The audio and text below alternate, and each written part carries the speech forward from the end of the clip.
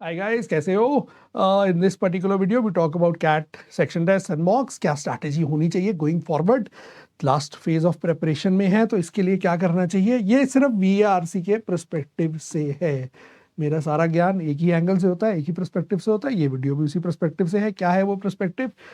पहले honest confession, इस video में जब मैंने पहले ये वीडियो का ड्राफ्ट बनाया तो जो मेरा खुद का एक्चुअल सेंटिमेंट था, जो मैं तुम्हें बोलना चाहता हूँ करने के लिए, मैंने अपने आप को रोका वो बोलने से। मैं चाहता हूँ कि तुम अब से लेके कैट तक 30 टेस्ट लो कम से कम, ठीक है? बट फिर मैंने कहा यार 30 टेस्ट बोलूंगा डर जाएंगे बच्चे बेचारे, वो कहेंगे यार क्या बाबला हो गया गंजा आदमी। तो मैंने कहा उससे अच्छा 20 कर देते हैं। 20 भी बहुत ज़्यादा है। तो अब देखो, कंपैरेटिवली सोच के देखो, 30 वर्सेस 20 की एडवाइस में 20 is still sounding a lot better than 30।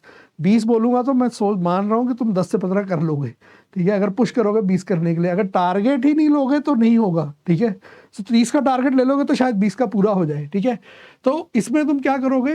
तुम्हें पैटर्न रिकग्निशन हमें सीखनी है, ठीक है? इस स्टेज पे आके हमें अपनी स्ट्रैटेजी फाइनलाइज करनी है। अगले एक हफ्ते तुम एक्सपेरिमेंट कर सकते हो, जो एक्सपेरिमेंट करने हैं कर लो। पहले बीए, बाद में बीए, पहले आरसी, फिर बीए, फिर आरसी, पहले सारे आरसीज। जो एक्सपेरिमेंट करने हैं अगले 8 से 10 दिन में कर लो। लास्ट 15 दिन में लॉक कर देना अपनी स्ट्रैटेजी किस तरीके से करोगे। एक लाइव सेशन में भी डिस्कस कर लेंगे इसको, एक सेपरेटली एक लाइव सेशन भी करेंगे, जल्दी मिलेंगे नेक्स्ट वीक के स्टार्ट पे।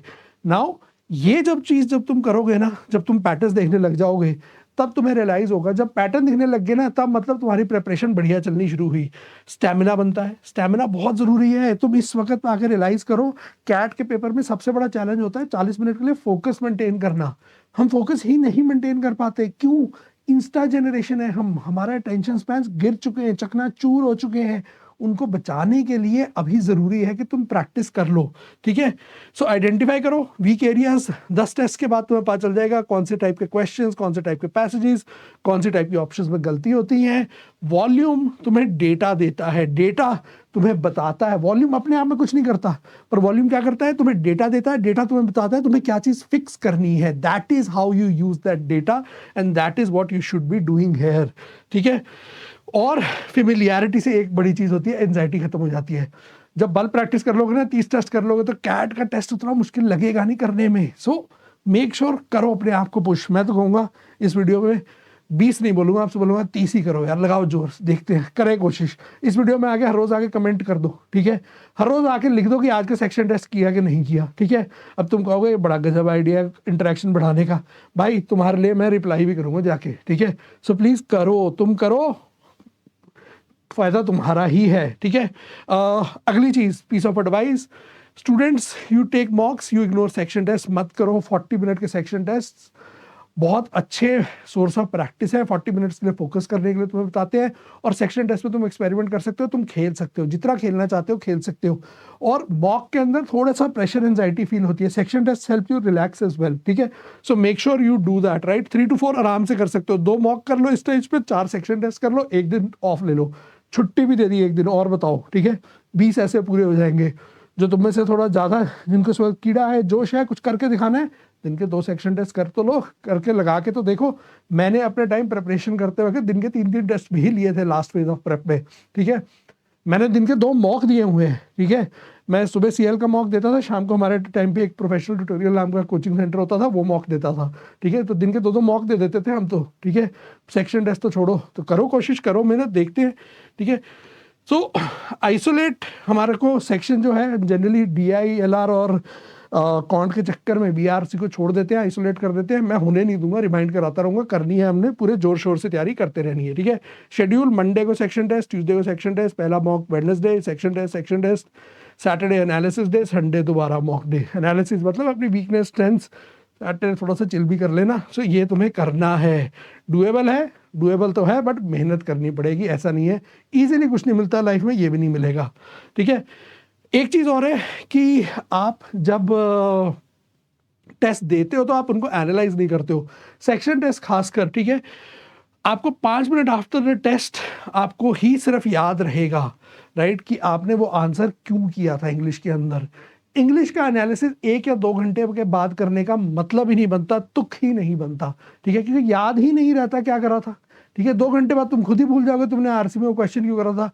लिटरली मैंने ऐसे होता हुआ देखा, बच्चे ने पेपर करा, 2 घंटे बाद एनालिसिस करा और कहता है यार ये तो सर मैंने मार्क ही नहीं किया था, तो गलती से मार्क हो गया। अगले दिन तक तो आपने करा ही कुछ और होता है, आपने वो पेपर ही नहीं करा होता, ठीक है। हेंस इट्स इंपॉर्टेंट कि वो अगले आधा घंटा, 1 घंटा, 30 मिनट्स दो। इस वक्त थोड़ा क्विक एनालिसिस कर सकते हो, हमारे पास टाइम की कमी है। अगर मैं तुम्हारी जगह हूँ तो क्या करूँगा, मैं अपने एरर्स देखूंगा, मैंने क्या क्या मिस्टेक्स करी उनको नोट डाउन करूंगा, और जो नई टर्म्स और कॉन्सेप्ट्स मुझे पैसेजेस में मिलते हैं, टर्म्स एंड कॉन्सेप्ट का मतलब है वोकैबुलरी बिल्कुल नहीं, terms, free will, determinism, neoliberal economics, etcetera etcetera, ऐसी साइकोलॉजी के अंदर, सोशियोलॉजी के अंदर जो भी टर्म्स, जो भी बड़े बड़े नाम, बड़े बड़े ऑथर्स, उनके मुझे जो जो की थ्योरीज हैं जो पता चलती है, मैं अपने साथ साथ लिखता जाऊंगा, नोट डाउन करता जाऊंगा, उन चीज़ों के ऊपर मैं सिर्फ फोकस करूंगा, ठीक है। 30 टेस्ट जब तुम करोगे आफ्टर विद प्रॉपर एनालिसिस, तो देखा ये 30 टेस्ट वापस आ गया यहाँ पे, तो एक जगह तो रह गया था एडिट।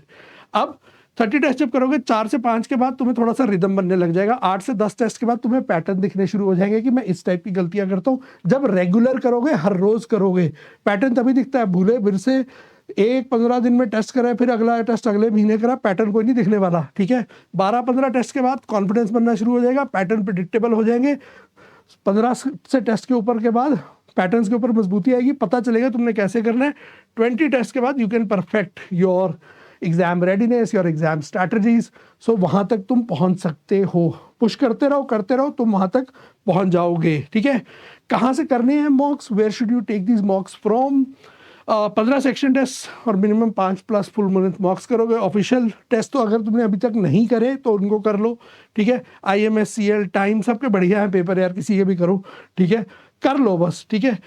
VRC किसी भी टेस्ट सीरीज से कर लो। अगले हफ्ते I will have a very very economical section test का, मैं अपने जो मैंने इतने सारे टेस्ट बर्ड पंडित के लिए बनाए हैं उनमें से कंपाइलेशन निकाल के 10 से 15 बहुत अच्छे टेस्ट जो है, चुनिंदा टेस्ट अगले हफ्ते तुम्हारे लिए अवेलेबल करूंगा at a very subsidised price. Money is not the issue there, so वो भी तुम्हारे पास अवेलेबल होंगे, but that is completely your call.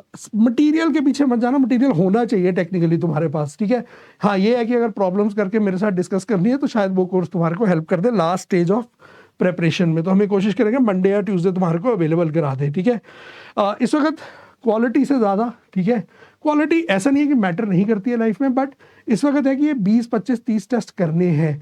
सो वहाँ पे सारा तुम्हारा एनर्जी होना चाहिए, एफर्ट होना चाहिए, एम्फोसिस होना चाहिए। अगर कर लिया तो you will be able to pull it off. 30 test कर लिए ना, बहुत फर्क पड़ने वाला है कैट के स्कोर में। सो करो करो करो, और नीचे कमेंट भी करो करो करो।